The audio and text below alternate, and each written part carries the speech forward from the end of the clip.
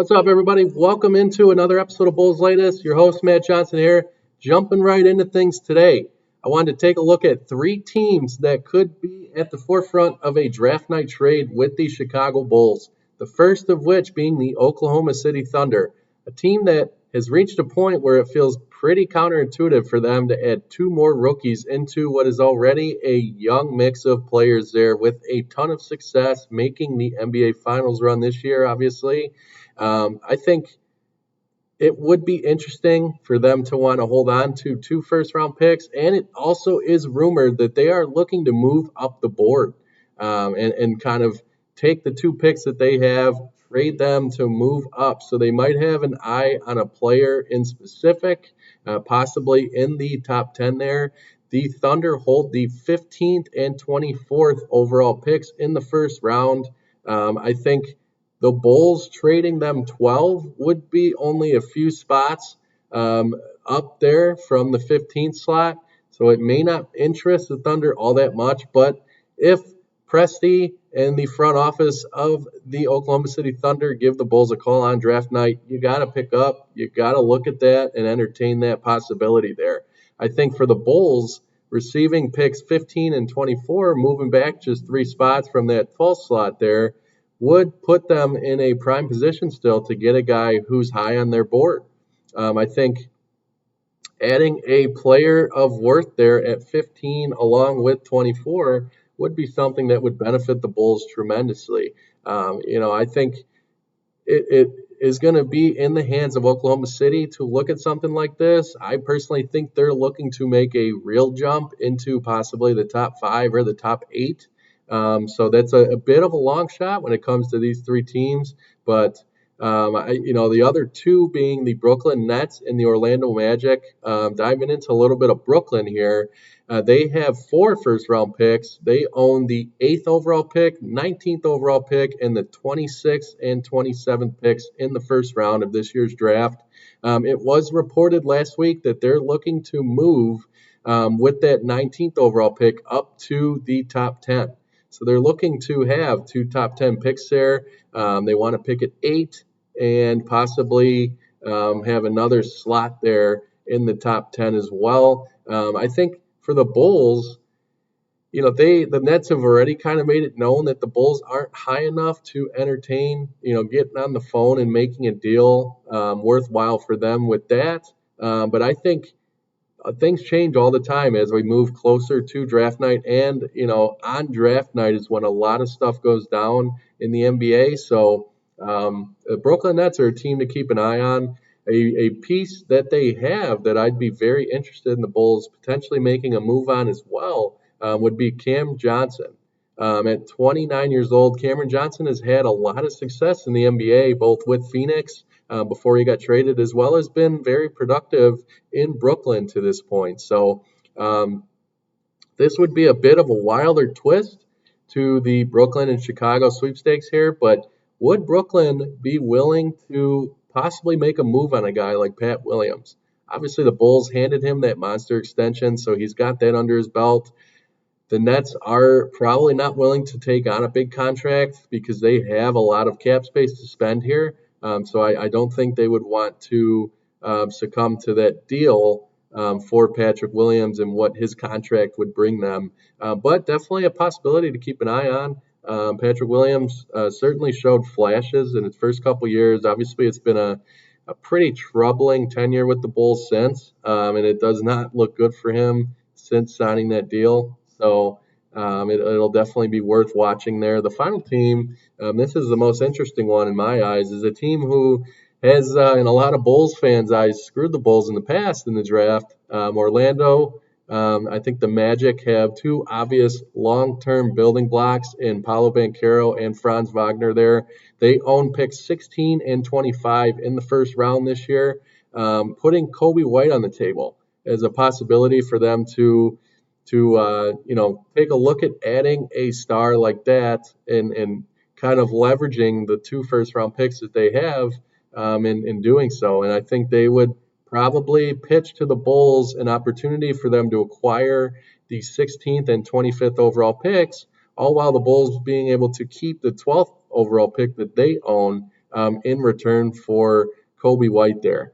Kobe White makes a lot of sense in this deal only because he is set to be a free agent next summer in 2026. I think the freedom of his deal there for the Magic is very intriguing. They get him for a year basically, and they, if they wanted to keep him around, if he had another career year like he did this season, the Magic could pay him. That'd be a hell of a tandem there and a trio of players when it comes to Paolo Banchero, Franz Wagner, and Kobe White. I mean, that would be very exciting to watch in the Eastern Conference.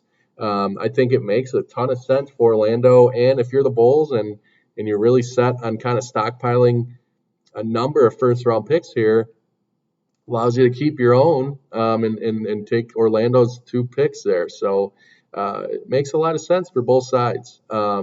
And I think that's the one to circle. I think Orlando, in comparison to Oklahoma City and Brooklyn, have the best shot to make a deal with the Bulls there. I think it's a fit for both sides. So something to watch there as we move closer to June 25th. Sticking on the topic of, I wanted to kind of talk a little bit about Kobe White here, and a possible suitor in addition to Orlando on draft night, the Golden State Warriors. I think they would be more than willing to take a long, hard look at a Kobe White deal. It is said that they are interested already, and it's rumored that they're looking to kind of try and pull some strings to get him over to Golden State. Coming off that career year there, Kobe White's a very explosive scoring playmaker. And Golden State has, as we all know, a Hall of Fame explosive playmaker in Steph Curry. So it would be a guy that they would love to add to what Steph Curry brings to them. And the tandem between those two guys, in addition to Jimmy Butler, would be very exciting for that Warriors team. I think something that Golden State lacked a lot was scoring outside of Steph Curry at times. I mean, Jimmy Butler had a run there where he struggled to score the basketball, and it put a lot of pressure on Steph Curry to carry the load there. And I think adding a guy like Kobe White, who's more of a consistent scorer, in terms of a longer season there and in the bigger picture, I think Kobe White provides that. And, his ability to create his own shot and handle the ball make him the ideal backcourt partner for Curry. I think that would be a very exciting combination in the Western Conference there. As far as what the Bulls would be looking at in return, a guy like Guy Santos, a young prospect that Golden State has, I think he's got a lot of promise. He played a lot in the system so far in the G League and had a little bit of time with Golden State. But Guy Santos, along with possibly Moses Moody and a future first-round pick, would be a deal that the Bulls would receive some decent return in my eyes. I think Moody offers defensive upside. I think he is a very exciting piece there. The Bulls are kind of lacking some defensive upside from the big man position. I think that first-round pick as well adds more flexibility to the Bulls' future and their rebuild currently. So, stockpiling another first-round pick for future drafts would be something that I think would definitely interest AK in that Bulls brass. Guys, Guy Santos, also a promising young player. So continue to develop him, possibly get him some more minutes on a rebuilding Bulls team this coming season at the NBA level. That could be something that makes a lot of sense there for the Chicago Bulls. So, I think it should be worth watching that going forward. I think, Golden State would definitely benefit from an addition like Kobe White, and the Bulls would definitely benefit from adding assets to a rebuild moving forward here. So another topic I wanted to talk about, a guy that the Bulls could possibly be interested in, but power forward center Precious Achiuwa of the New York Knicks. Only sitting at 25 years old. He did appear in only 57 contests, and he clocked just 4.3 minutes a game this past season. So didn't get much playing time in that Tom Thibodeau rotation. Obviously, Tibbs has been notorious for playing the same rotation, and it's what got him in trouble in Chicago and got him ousted in New York as of recent, I think. So, I wouldn't be discouraged by the small minute total there for Achua. I think he's a guy who offers a lot of upside at the young age of 25 there. Has a decent amount with the exception of this past season, but a decent amount of playing time under his belt there. I think he fits the Bulls mold of young players with experience, and I think he's worthy of taking a look at. It's a bit of a long shot. I think the Bulls will definitely go for the combination of Zach Collins and Jalen Smith at the 5 position. I think that's something they've looked to implement there moving into this next season. But Precious Achua has a lot of intangibles that are interesting if you're looking to add a guy like that. And he's not the sizable rim protector that Chicago would necessarily need, but the Bulls could add that in the draft. So again, that's what kind of ties this all together. The Bulls adding first round picks and assets to kind of fill multiple needs there in the first round of a pretty solid draft class there, I think would allow them to do something like this and add Precious Achua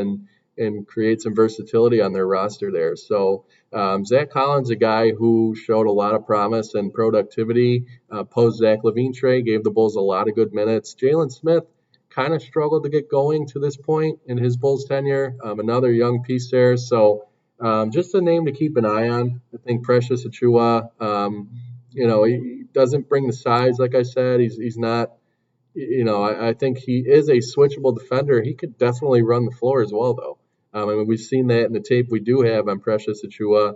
He is a guy who can run the floor. It's something Billy Donovan loves to do. So would definitely be a guy to Billy standards that he could use in this Bulls rotation. So we will keep an eye on that. That'll be interesting to kind of monitor moving forward here.